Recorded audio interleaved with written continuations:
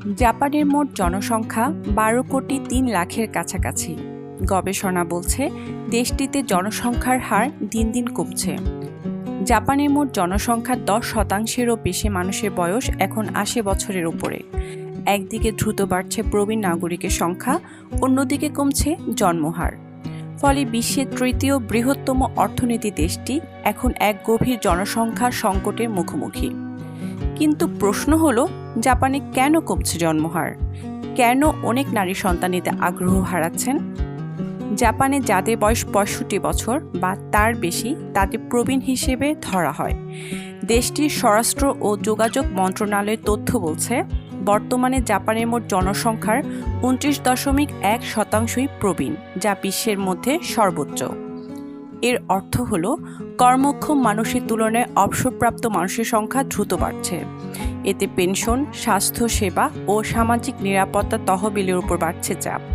একই সঙ্গে সংকুচিত হচ্ছে কর্মশক্তি। আর এই সংকটের বড় কারণগুলোর একটি হলো জন্মহার কমে যাওয়া।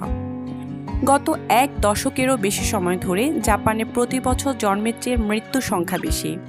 80 দশকের অর্থনৈতিক উত্থানের পর থেকেই দেশটির জনসংখ্যা ধীরে ধীরে কমতে শুরু করে। বিশেষজ্ঞদের মতে, জাপানের অনেক নারী এখন সন্তান নেওয়ার সিদ্ধান্ত থেকে সরে আসছেন।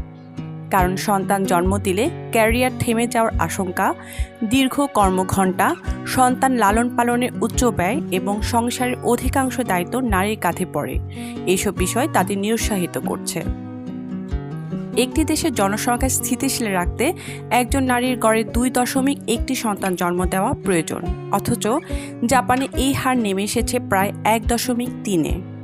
অন্যদিকে জাপান বিশ্বের সবচেয়ে বেশি আয়ুষ্কালী দেশগুলোর একটি।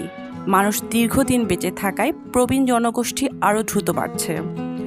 এই পরিস্থিতি মোকাবিলায় জাপান সরকার গত এক দশকে প্রবীণ নাগরিক এবং সন্তান জন্মের পর কর্মজীবন থেকে সরে যাওয়া মায়েদের আবার কাজে ফিরতে উৎসাহিত করছে। এর কিছু সুফলও মিলেছে। বর্তমানে জাপানের 91 লাখের বেশি প্রবীণ কর্মী কাজ করছেন, যা দেশটির ইতিহাসের সর্বোচ্চ। টানা 19 বছর ধরে এই সংখ্যা বাড়ছে। এখন জাতীয় কর্মশক্তির প্রায় 13%ই 65 বছর বা তার বেশি বয়সী। বৃহৎ অর্থনীতির দেশগুলোর মধ্যে প্রবীণদের কর্মসংস্থানের হারও জাপানেই সবচেয়ে বেশি। তবে বিশেষজ্ঞরা বলছেন, শুধু প্রবীণদের কাজে ফিরিয়ে আনলে সমস্যার সমাধান হবে না, কারণ মূল সংকটটি জন্মহারে। এই সংকট শুধু জাপানের নয়, চীন, দক্ষিণ কোরিয়া, সিঙ্গাপুর ও তাইওয়ানও একই ধরনের সমস্যার মুখোমুখি। জীবনযাত্রার ক্রমবর্ধমান ব্যয়, অনিশ্চিত কর্মজীবন এবং সামাজিক পরিবর্তনের কারণে এসব দেশেও তরুণ তরুণীরা সন্তান নিতে আগের মতো আগ্রহ দেখাচ্ছেন না।